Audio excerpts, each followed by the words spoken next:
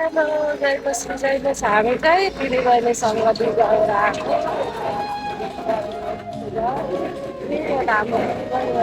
अगाडि यस्तो काम छ हामी चाहिँ जस्तो परिस्थिति पनि घाम पानी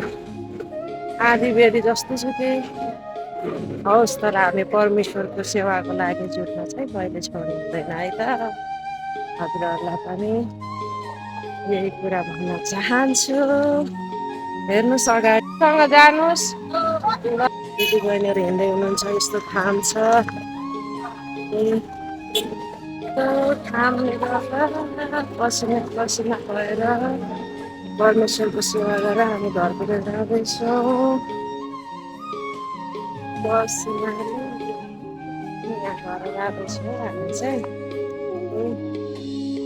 पसिना खाएर खाममा ल ल भाइ सबैजनालाई जय मसी आफ्नो सेवा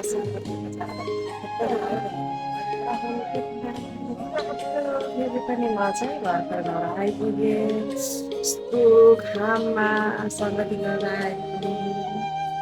भर्खर घर आइसकेँ ल मेरो भिडियो हेरेर सबैजना लाइक कमेन्ट सेयर पनि गरिदिनु होला अनि हजुरहरूलाई पनि सपोर्ट गर्नेछु आउने दिनहरूमा पनि हजुरहरूलाई यस्तै भिडियो बनाएर हजुरहरूको धन्यवाद मेरो भिडियोमा चाहिँ